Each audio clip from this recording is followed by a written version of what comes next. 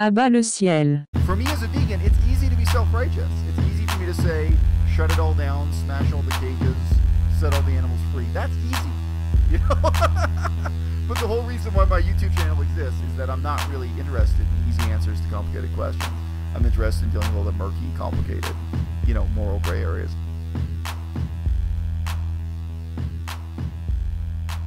À-bas-le-ciel.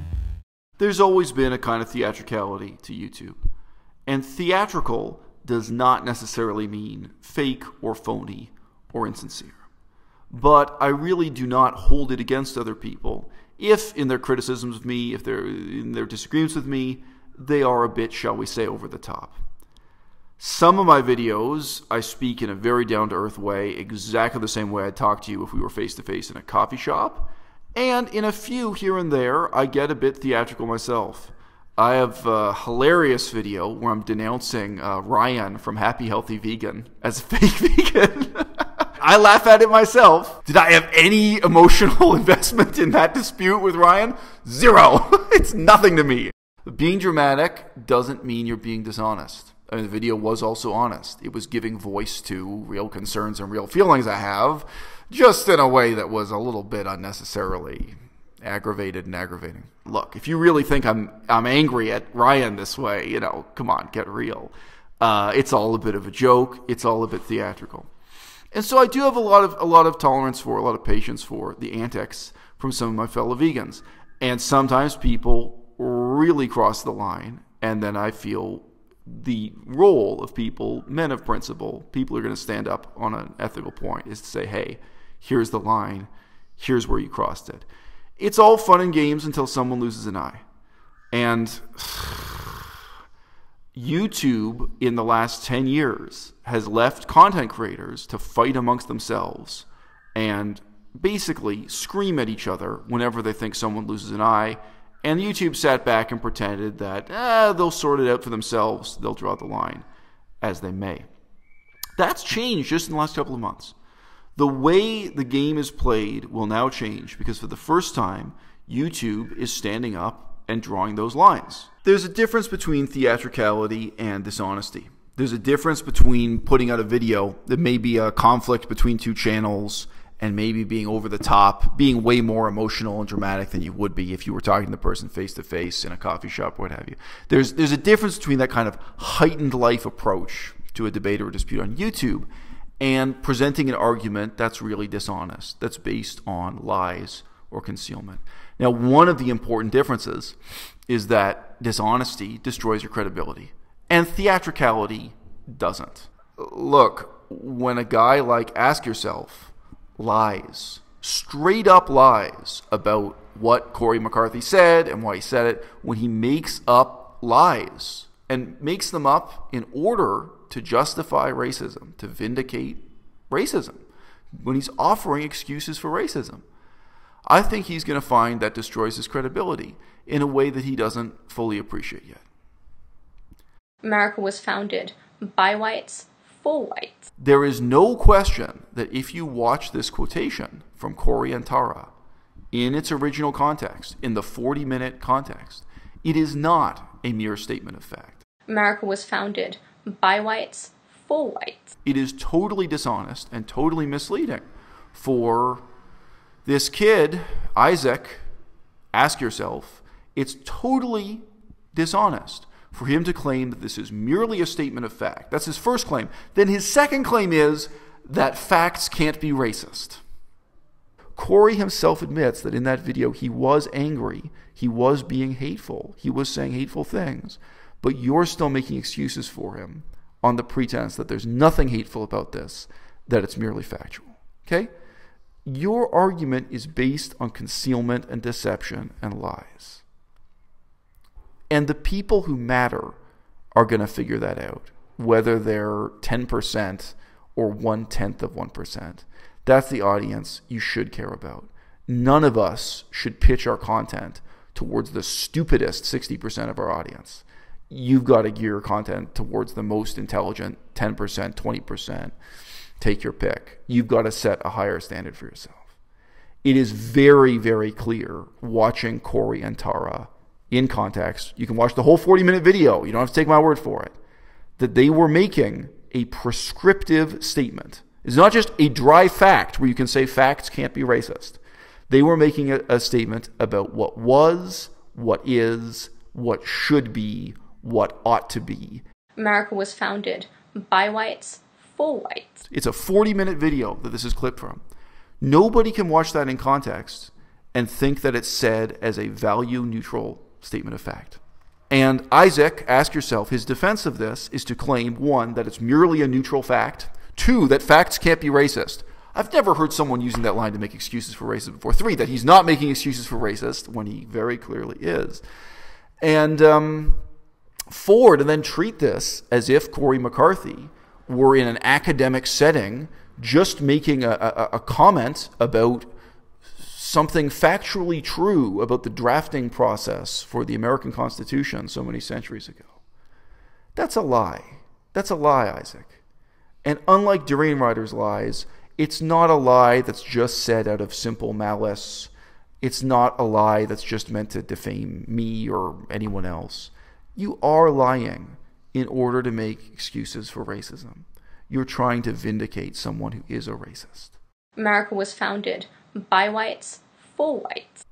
It's also interesting to me that you try to excuse racism by claiming that I'm wrong, that I'm engaging in a psychological claim. I'm engaging in some kind of unknowable leap of inference about someone's personal psychology and motivation in claiming that they are a racist. That's not the way politics works. The word racist, like the word separatist, simply describes a set of goals in politics. Cory McCarthy and Tara McCarthy, their stated objective, their policy objective they're pursuing is racist. I don't have to make any claim about their psychology or their motivation. They have stated that their goal is to kick out all of the non-white people, to exile them. I can say that is a racist political position. That is a racist policy. And you're dead wrong to say that I'm making some kind of tremendous leap of inference as to what motivates Cory McCarthy. In the short term, when you do something like this, something dramatic and dishonest, and you create a conflict between two channels and nothing, in the short term, it increases your number of viewers. And a guy like Durian Rider was basically addicted to that. Durian Rider kept on telling lies about people, kept on creating new drama, week after week, month after month. And in the short term, of course, he just saw that he was getting more attention. He was getting more fame. He was getting more money. Well, in the last year, that all ended. And Durian Rider's conflict with me is a huge part of what ended it, how it ended, why it ended. There's no doubt Durian Rider defamed and denounced and told lies about so many other people. But the situation with me was I was the first person to really stand up to him. And he didn't just lie about my sex life or my divorce or my career or all kinds of personal things, which he did, which is serious criminal defamation, and he's now apparently facing criminal charges for that. He lied about little details, like things I said on my channel that anybody could look up. Give you one example, which is, harmless. I mean, it's not defamation in a criminal sense. But, Durian Rider claimed that I had insulted the makers of the documentary Cowspiracy. That's a pretty famous documentary amongst vegans. Most people know that movie. That I had denounced the movie Cowspiracy as a bunch of hippie bullshit. Now, anyone can check that claim by going to my channel, typing in the word Cowspiracy in the search bar, and finding my film review. I did a movie review of Cowspiracy back when it was a new film. And you get my nuanced political science perspective on the film, which is quite flattering. It's quite a positive review. Now, this lie may be meaningless. This lie, it certainly doesn't compare to the type of defamation, which now has Durian Rider facing criminal charges in court. But as meaningless or harmless as it may be, it still destroys his credibility. And these are the questions of the rules of the game that will always lie outside of, the AdSense revenue scandal. What are they calling it? Admageddon or something? I forget now. But, the questions about demonetization of videos and censorship from YouTube. Nobody is going to censor you for telling a lie of that nature. What was my opinion about a movie in a movie review? But the people who matter in your audience, the most intelligent viewers you've got, the people whose respect you need to earn, the people the people in the long term you should be struggling to build a constituency with, a meaningful level of trust and rapport with. Whether they're 10% of your audience or 30%, they're always going to be a minority. Those people are going to hear what you say, and whether or not they Google it themselves, one way or another, when they find out that your argument is based on concealment and lies, you will lose credibility. Okay? Isaac, aka ask yourself, your whole argument is based on concealment and lies. You complain that other people misrepresent what you have to say. Fair enough. But you are constantly engaged in misrepresenting what other people have to say. And if you feel that in my video, where I mentioned you in passing in about 2 sentences, if you feel I did a poor job of summarizing your view, that's a reasonable criticism. But what's not reasonable is to treat me as if I was speaking about you with malice when I clearly wasn't. I wasn't intentionally misrepresenting you. And now we have a stack of videos from you in which you do misrepresent my position. You do lie about me, about what I said, why I said it, etc. And you are very clearly doing so with malice. And above and beyond that, look, Durian Ryder destroyed his credibility. And in the short term, he only got more viewers, but in the long term, now, 1 year later, you see the consequences of that. His channel is hollowed out. His whole status in the movement is profoundly changed. He'll never have the importance that he had before. In the long term, he destroyed himself, even though probably at each step of the way, with each little controversy, with each little instance of slander and defamation, he probably saw a short-term boost in his numbers. I mean, ask yourself, a lot of people have talked to me saying they used to be fans of your channel. And when they engage with you on these issues, the extent to which you misrepresented what they had to say, and then at some point they figured out the extent to which you were misrepresenting what I had to say, the extent to which you have lied and been dishonest and been dishonorable in this affair, it will in the long term hollow out your presence on YouTube, even if in the short term it gets a lot of action. It gets you a lot of attention. Even someone with a channel that's as shallow as Harley's. I mean, Durian Ryder basically does diet advice, long distance bicycling. He's not really dealing with politics in the same way that Isaac and I are. He's not dealing with those issues. But even for him, when it's revealed that his arguments are based on dishonesty and concealment and deception, even for him, his credibility is destroyed. So, Isaac, you can score some points and you can get some short-term attention with this drama the same way that Durian Ryder did.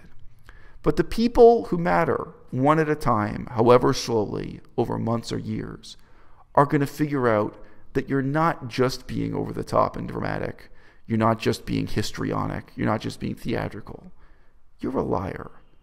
À-bas-le-ciel. Meanwhile, YouTube sets the rules by which this whole game is played. I woke up one morning to get a notice from YouTube that my videos about Ted Carr are over the line. That my videos about Ted Carr, I'm going to give you a link below this video, please click on the link and take a look, that my videos against Ted Carr count as bullying.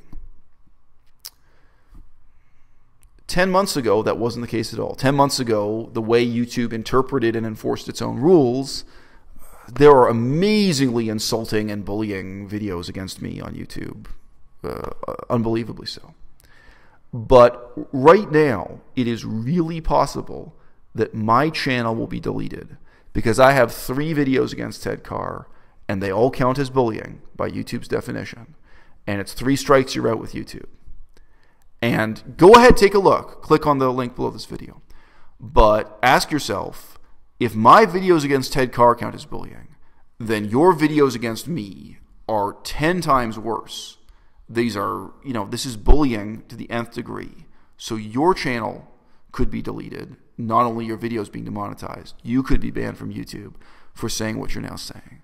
And in a lot of ways, it seems like we're living through a period of time when the grand old tradition, going back to 10 years ago and The Amazing Atheist, the grand old tradition of one channel having an over-the-top theatrical dispute with another just to try to get attention and get more viewers and bring some animation and fun and liveliness to what otherwise might be a kind of dry, drab academic debate. It may really be that those days are now ending.